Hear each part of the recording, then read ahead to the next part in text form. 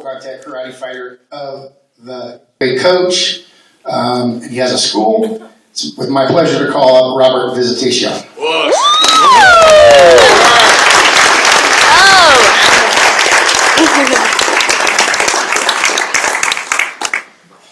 A little embarrassed. We're kind of early here, and I'm not great at speaking, so I've got my notes here, so please bear with me.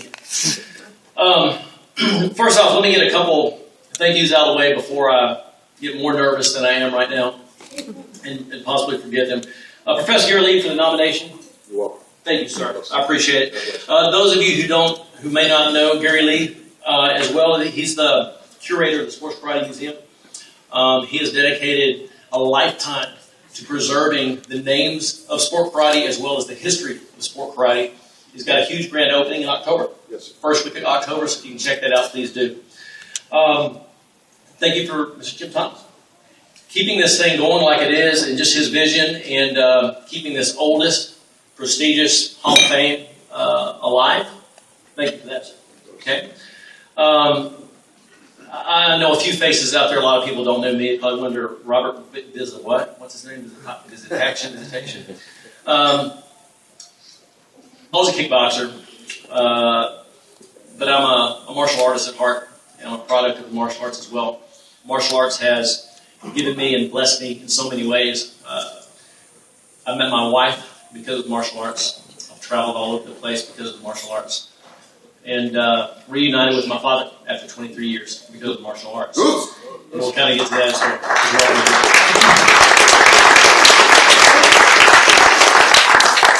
At age 13, I played baseball, skateboarded, football, that type of thing. Started watching the Bruce Lee movies, kind of got into the Kung Fu thing. My grandmother thought it would be a great idea to get me into the martial arts because of the discipline, that transpires through people that are in the martial arts. I was raised by my grandmother, single grandmother, government assisted departments, those type of things, and she worked her heart off, typically two shifts a day most of the time, as much as I can remember, to provide for me. So when it came to the martial arts, it was kind of a, we really can't afford it type of thing. And I was going, please, I want to do it, so I'll give it 100%, and I'll make you proud of me, I promise I will. So we started doing it. About 4 months is all we could really handle, so I had to kind of drop out. Back in the 70s, collect Coke bottles. I don't know if anybody else out there did. You cash them in, get some money. So I would do that to get a month or two of lessons, and then go back and work on my own and keep doing the same type of thing over and over. I started out in Kung Fu, and I talked with somebody here that knew my first instructor, Kwang Wing Lee, Johnny Lee out of Shreveport. I think he's out of Richardson, Texas. Yeah, there you go. Did about a year of Ishiru karate, and then a friend of mine in high school recommended I could work out at his school. And I met, at that time, Master Baker, Carol Baker. 2 years of Taekwondo.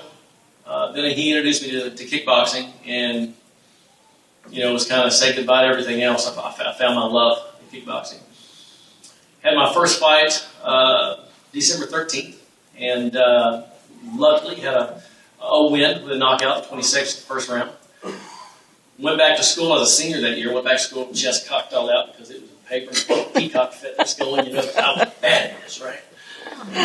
Now that I'm 50 and kind of be a little more honest with you guys, I was scared to death, nervous. It was all nervous energy, and I went out there windmilling something and other. Something hit him, and he went out, and I got lucky enough. But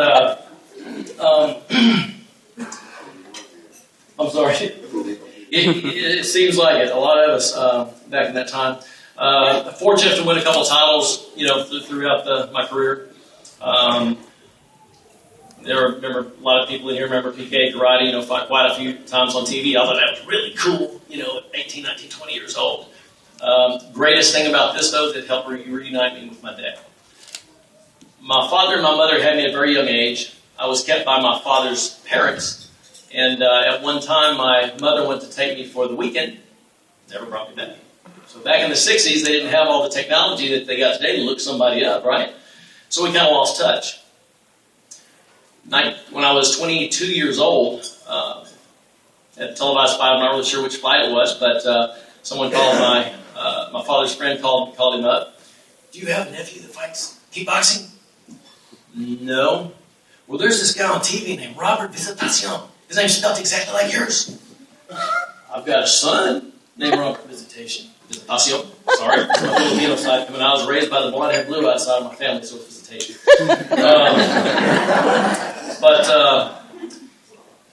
he flipped the TV on. Sure enough, they announced me from Shreveport, Louisiana at the time. You know, and at that time, got a detective, looked me up. Called me a couple days later. That next weekend, flew down and we reunited, and that was just a great something that I missed out of my life that I really didn't realize, because my grandmother loved me to death and she did everything she could. I couldn't really ask for anything better at the time, you know. But it was just such gratifying being reunited with my father. That is my story. I'm so honored to be able to be inducted up here with a lot of you other martial artists with great talent. John Morris, I see you back here in Baxter. And then the current names that are in this Hall of Fame as well. Bill Wallace right here sitting next to us. You know, such an honor. Before I go, let me just take a couple minutes also to thank a few people. My instructor, my fight manager, my dear friend, Grandmaster Carol Baker from Louisiana, wasn't able to make it in today, so thank you for that. My father, Rolando Visitacion. My brother, Ryan, made it in from Tennessee. They're right here on the front row. My beautiful daughter, Megan. Awesome son, baseball player, Justin. My gorgeous wife, Letitia. Thank you for all those ups and downs with the martial arts. You know, and it's not always easy. Okay. To my uncle, who was my father figure growing up, Mike Singer. I call him Uncle Mick. And to my grandmother. So doing all she did for me. You know, I love you. I hope I made you proud. Thank you.